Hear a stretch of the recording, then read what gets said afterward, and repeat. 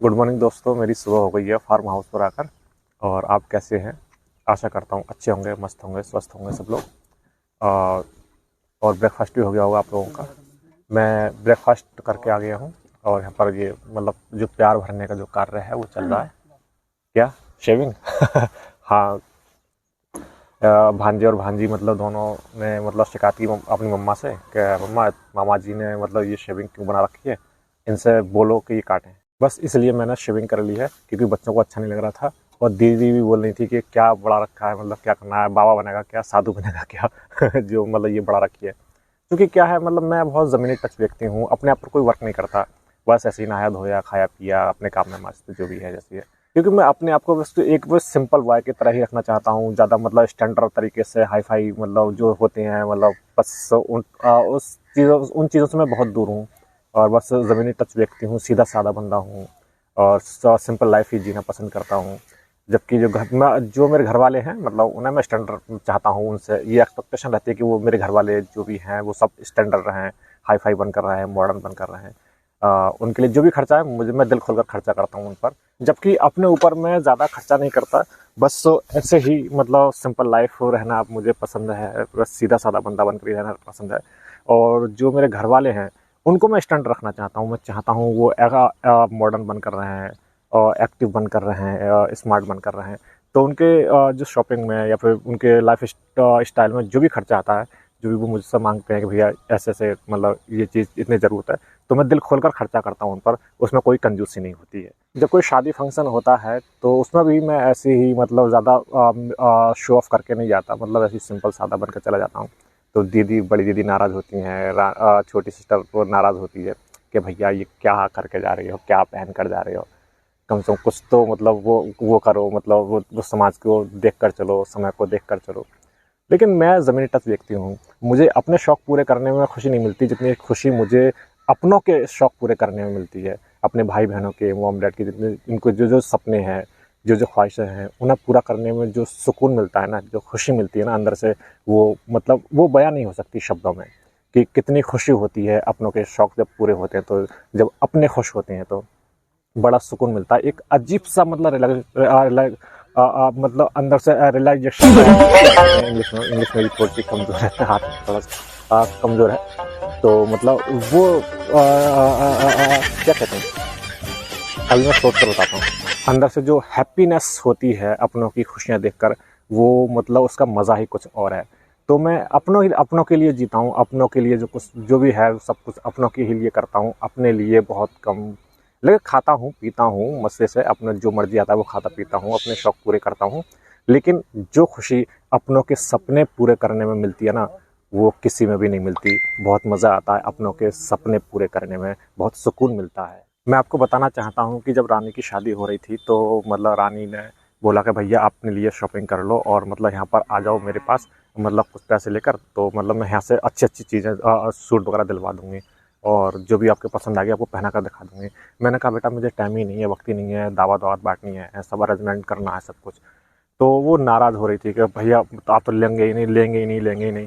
तो उसने बड़ी दीदी को फ़ोन किया कि दीदी ऐसे ऐसे बात है, मतलब भैया मतलब वो मतलब यहाँ पर नहीं आ रहे हैं, और मतलब या फिर मुरादाबाद से ही ले लें या फिर अपने रामपुर से ही लेना, कहीं से ले लें, लेकिन वो ले लें, शॉपिंग कर लें अपने लिए। लेकिन मुझे लग रहा है कि वो करेंगे नहीं। तो बड़ी दी ने एक गेम खेला। बड़ी दी ने बोला कि तू रानी ऐसा बोल कि भैया ये वो छोटे भाई हैं दोनों, इनके मतलब जो कॉस्ट्यूम ले रही हूँ वो काफ़ी कॉस्टली है और मेरा लहंगा भी काफ़ी कॉस्टली है, तो 10-20 हज़ार रुपये मतलब उससे एक्स्ट्रा ले ले। तो उसने बस ऐसे ही किया। उसने करीब 20-25 हज़ार रुपये एक्स्ट्रा ले लिए। 80 हज़ार रुपये उसने मांगे थे, तो मैंने छोटे भाई को लेकर भेज दिया। छोटा भाई, तो उन पैसों में उसने मेरे लिए भी एक कुर्ता और पजामी और दुपट्टा वगैरह खरीद लिया। और वो मतलब इस तरीके से फिर मतलब वो मेरे लिए मेरी कॉस्ट्यूम हो गई शादी में पहनने के लिए। फिर वो ये भी कह रही थी भैया आप बैली वहाँ से ले लेना अपनी साइज़ की, यहाँ पर नहीं, यहाँ पर छोटी बड़ी पता नहीं कैसे वो कैसी होंगी, कैसे मिले कैसे नहीं मिले। तो मैं वो भी नहीं ले पाया। और वहाँ पर बैंक्वेट हॉल के पास में जो भी कुछ जो छोटा सा कस्बा था, तो वहाँ पर मेरे साइज़ की वैली ही नहीं मिल पाई, क्योंकि मेरा साइज़ काफ़ी बड़ा है पैर का, और करीब 12 का फुल मतलब ओवर साइज़ है, 12 नंबर का वो आता है। तो मतलब वो मैं नहीं ले पाया, और वहाँ से बैंक्वेट हॉल से फ़ोन आ रहे थे कि भाई साहब कहाँ पर हो, और मतलब ये सामान लेकर आओ, वो सामान लेकर आओ, क्योंकि मतलब जो अरेंज जो व्यवस्था कराने वाला था वो अकेला मैं ही था। बाकी घर पे सब लोग देख रहे थे, दावत वात बाँट रहे थे। तो मतलब वो फाइनली मतलब मैं वैली खरीद नहीं पाया बिजी के कारण, मतलब मुरादाबाद जा नहीं पाया, इतना वक्त नहीं था। तो वहाँ पर जो मिनी जो वो कस्बा टाइप का था, तो वहाँ से मतलब वो मिल नहीं पाई वैली मेरे साइज़ की। फिर फाइनली मतलब मैं शादी में मैंने वो जो स्पोर्ट्स शूज़ ही पहने, और जिन्हें देखकर रानी मुंह चढ़ा रही थी कि भैया ये क्या पहन लिया भैया, पूरी कॉस्ट्यूम आपने मतलब बिल्कुल सड़ा दी, ये कर दी, वो कर दी। बड़ी दीदी भी, उनके दोनों बच्चे भी, मतलब मेरे शूज़ पर ही नज़र थी। अरे मामा जी क्या, मामा जी क्या भाई, मतलब इतने बिजी थे क्या, ये है वो है। तो मतलब सबकी नज़र मेरे शूज़ पर ही थी। तो जब भी मैं बताना चाह रहा हूँ, जब भी मतलब मेरे लिए कोई शॉपिंग वगैरह होती है, तो मेरे साथ गेम खेला जाता है। बोला जाता है कि भैया मतलब इसके लिए वो कॉस्ट्यूम लेनी है, कि उसके लिए कॉस्ट्यूम लेनी है, इतने पैसे लेकर आ जाओ। मैं पहुंच जाता हूँ तो मुझे ही मतलब मुझे पता नहीं पड़ता कि मतलब मेरे ही लिए मतलब वहाँ पर शॉपिंग हो रही है। और जब शॉपिंग मॉल में बोला जाता है कि भैया ये डाल कर देखो, वो डाल कर देखो, ये कैसी लग रही है, कैसी नहीं लग रही, तब मैं समझ जाता हूँ कि हाँ, ये शॉपिंग फाइनली मेरे लिए ही हो रही है। तो इस तरीके से 5-6 साल में बस एक बार मतलब मैं शॉपिंग करता हूँ अपने लिए, और दबाकर कपड़े वो लेता हूँ। करीब 25-30 हज़ार रुपये की मतलब शॉपिंग हो जाती है 5-6 साल में। तो मतलब कहने का मतलब ये है कि मैं अपने लिए मतलब ज़्यादा शॉपिंग नहीं करता, लेकिन मैं अपनों के लिए जीता हूँ। अपने लिए ज़्यादा नहीं जीता, अपनों के लिए जीता हूँ। और अपनों के लिए जीने में जो मज़ा है ना, वो बस उसे मतलब शब्दों में एक्सप्लेन नहीं कर सकते कोई भी व्यक्ति। मतलब आप भी, आपने भी महसूस किया होगा कि आपके जो अपने हैं, उनके जब शौक पूरे होते हैं, उनकी ख्वाहिशें पूरी होती हैं, उनके सपने पूरे होते हैं, तो अंदर से कितना सुकून मिलता है, ये मतलब हम ही जान सकते हैं। उसको मतलब शब्दों में एक्सप्लेन नहीं कर सकते।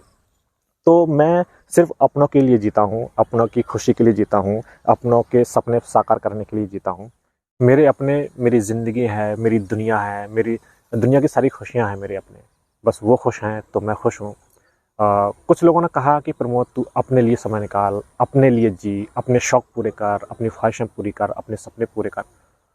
लेकिन नहीं, जो मेरे अपने हैं वो अपने हैं। मैं बस उनके ही लिए डिवोटी हूँ, उनके ही लिए समर्पित हूँ, वह सच्चे मन से। और उनकी ख्वाहिशें पूरी करने का जो ज़िम्मा है मेरे ऊपर, वो मैं पूरा कर रहा हूँ। चाहे मतलब मेरे मेरे से जुड़ा हुआ कोई भी रिश्ता सही, कैसा भी रिश्ता सही, ये ज़रूरी नहीं है कि भाई-बहन का ही रिश्ता है, परिवार का ही रिश्ता है। बाहर से भी जो भी लोग हैं मेरे मुझसे जुड़े हुए हैं, मेरे टच में हैं, तो मैं सब बस उनके ही लिए जीता हूँ। जो मेरे मतलब डायरेक्ट या इनडायरेक्ट वे में जो भी लोग मेरे से जुड़े हुए हैं, मैं उनके लिए समर्पित रहता हूँ, सच्चे मन से, दिल से। बिल्कुल ईमानदारी के साथ मैं हर रिश्ते को निभाता हूँ, और किसी भी रिश्ते में कोई गद्दारी नहीं करता, कोई चीट नहीं करता, पूरे सच्चे मन से निभाता हूँ हर रिश्ते। दोस्तों आज मुझे मंडी भी जाना है, क्योंकि शनिवार को जो हमने बासमती बेची थी, तो उसका पेमेंट नहीं मिल पाया, क्योंकि शनिवार 4th शनिवार था। तो लास्ट तो मतलब शनिवार को वो बैंक बंद रहती है, 2nd और 4th शनिवार को, तो पेमेंट नहीं मिल पाया। तो उन्होंने संडे को बोला था, तो संडे को भी मतलब पेमेंट नहीं हो पाया। तो आज जो मंडे को, चूँकि वहाँ पर बंद रहती है मंडी, तो आज ट्यूसडे है, आज ट्यूसडे को मतलब मैं जा रहा हूँ वहाँ पर, और जो कैश है वो लेकर आता हूँ। 1 hour later. अब घर से निकल रहा हूँ, मंडी जा रहा हूँ। मंडी से पहले पेमेंट उठाऊँगा, फिर उसके बाद चूँकि कल गन्ना छिलाई का कार्य प्रारंभ होगा, तो जो गड़सा होते हैं, जैसे कि मतलब गन्ना काटते हैं, उन पर धार रखी जाएगी, लोहार से लेकर उस पर चढ़वाना पड़ेगा, तो वो भी चढ़वा। A few moments later. Finally हम आ गए हैं मुंशी जी के यहाँ पर, और मुंशी जी काउंट करना है पैसों के लिए, और जो हमें पैसे दे देंगे, और बाकी यहाँ से हम निकल जाएंगे। आज फाइनली पेमेंट हो जाएगा बस सारे धानों का। पेमेंट हो गया, और पेमेंट होने के बाद अब मैं जा रहा हूँ वापस, और घर से चढ़वाने हैं पहले नंबर पे, फिर जो घर पे घरेलू जो सामान जाएगा वो लेना है। A few moments later. Bike की चैन थोड़ी ढीली है, वो आवाज़ कर रही है, तो मैंने सोचा कि उसे टाइट करवा लेता हूँ।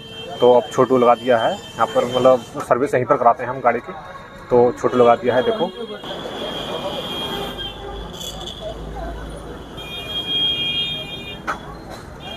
A few moments later. मैं यहाँ पर आया हूँ ताऊ जी के पास में। ये मतलब गट्टा चाड़ते हैं, गट्टा हमारा यहाँ पर है, इसमें थोड़ा सा मतलब काम है इस तरीके से, तो ये करवा रहा हूँ मैं। देखो कितनी कड़ी मेहनत कर रहा है ताऊ, देखो। बहुत मेहनत का काम है।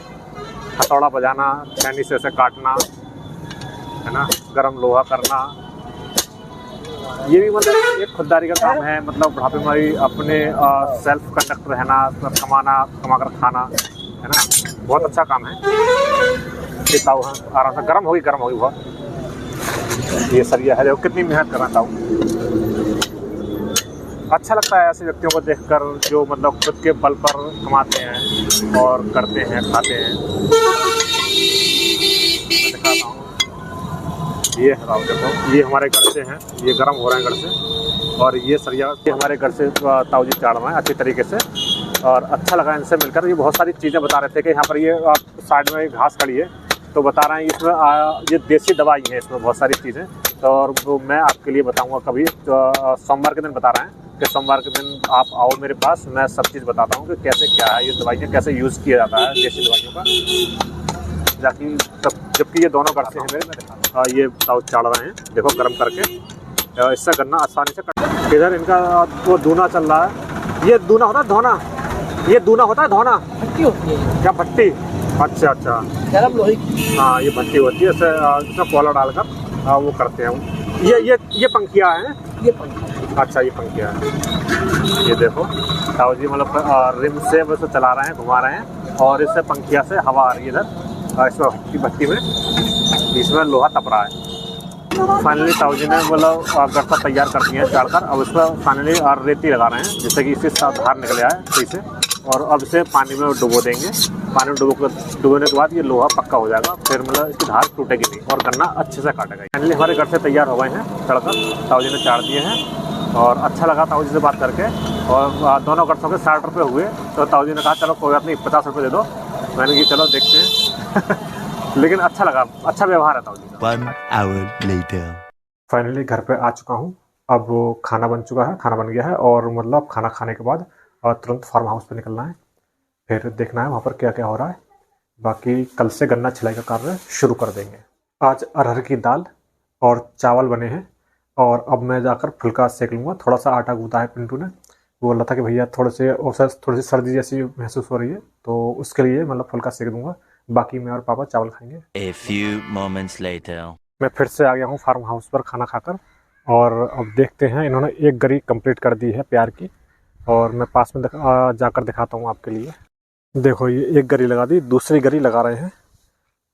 देखो यार मोतीलाल, ये यहाँ पे क्यों लगा दी? बजर फ्रूट खराब ना है वो, जो बजर फ्रूट ना जाए नीचे, बजर फ्रूट हो यार। अरे बहुत बजर फ्रूट आ जाए नीचे, वो घास जम गई, तासा पे मालूम ना पड़ा रहा ना। देखो इन्होंने ये इतनी गरी लगा दी है प्यार की, ये पूरी गरी है, ये बिक जाएगी। इतनी ही ऊंची और लंबी चौड़ी, मतलब एक गरी उधर लगेगी जो लगा रहे हैं, और बाकी जो दूसरी और तीसरी गरी होगी उससे हम अपनी भैंस के लिए में रोक लेंगे। आज प्यार ढूंढने का काम सारा फिनिश कर देंगे, और थोड़ा बहुत प्यार रहेगा तो वो बाद में ढूंढेगा, लेकिन कल हम गन्ने का काम शुरू करेंगे फार्म पर, क्योंकि 5 तारीख को गन्ना सप्लाई करना है मील के लिए। और गन्ना छिलाई के साथ साथ ये जो खेत खाली हुए हैं, और इनमें परेवा करके इसमें लेटा बोने की तैयारी करेंगे, खेत जोत कर, और फिर परेवा कर देंगे। परेवा करने के बाद जैसी ऊपर आती है तुरंत हम इसमें लेटा, लाई और पीली सरसों तीनों बो। 1 hour later. लगता है आज भी प्यार पूरा नहीं ढुल पाएगा, क्योंकि अब बहुत प्यार निकला है, और अभी करीब 4-5 ठेला प्यार और रह जाएगा। मैं दिखाता हूँ, इतना ठेला ये प्यार रह गया है, ये है काफ़ी प्यार है। लेकिन कल हम गन्ना छिलाई का काम शुरू करेंगे, क्योंकि 5 तारीख को गन्ना सुपुर्द करना है हमें मील के लिए। तो मतलब कल फार्म पे गन्ना छिलाई का कार्य शुरू होगा, और जितनी जल्दी हम गन्ना डाल देंगे उसका पैसा उतनी ही जल्दी आ जाएगा। ये 3 महीने की टाइम ड्यूरेशन होती है, जिसमें हमने गन्ना जितनी जल्दी मील को सुपुर्द कर दिया उसका पेमेंट उतनी ही जल्दी हमको मिल जाएगा। 1 नवंबर होता है, दिसंबर होता है, जनवरी तक जितना गन्ना हम मील को जल्दी सुपुर्द करेंगे तो उसका पेमेंट तो हमें बहुत जल्दी ही मिल जाता है। करीब अप्रैल मई जून तक सारा पेमेंट वो क्लियर हो जाता है। बाकी गन्ना पेमेंट है जो फंस जाता है, वो धीरे धीरे आता है। तो हम मतलब कुछ अपनी पर्चियों पर डालते हैं गन्ना, और बाकी जो इधर उधर से हैं कुछ रिलेटिव्स हैं उनकी पर्चियाँ ले लेते हैं, और हम अधिकतर गन्ना अपने रिलेटिव्स या परिचितों की पर्चियों पर ही डाल देते हैं, ताकि उसका पेमेंट जल्दी आ सके। क्योंकि हर किसी की पर्ची मतलब एक समय के अंतराल के बाद आती है। एक कैलेंडर को दे रखा है अब तो, ऊपर से कैलेंडर जारी हो गया है कि उसी के अकॉर्डिंग ही हर किसी की पर्ची कटेंगी। तो पर्ची एकदम समय पर नहीं आ पाती है, तो उस कंडीशन में हमें अपने रिश्तेदारों की या परिचितों की पर्ची लेनी पड़ती है गन्ना सप्लाई कर। जितने भी लोगों की हम पर्ची लेते हैं, जितने रिलेटिव्स हैं या परिचित हैं, वो समय पर आकर हमें पेमेंट कर देते हैं। जैसे मतलब मिल से पेमेंट हुआ तो तुरंत एकदम हमें बोल देते हैं कि भाई नोटिफिकेशन आ गया है फ़ोन में हमारे, और तुम्हारा पैसा इतना है, इतनी पर्ची तुमने गन्ना डाला था, सप्लाई किया था हमारी पर्ची पर, तो वो पैसा आप ले लो। तो सब लोग समय पर पैसा देते हैं, इसमें बेईमानी की कोई गुंजाइश नहीं रहती।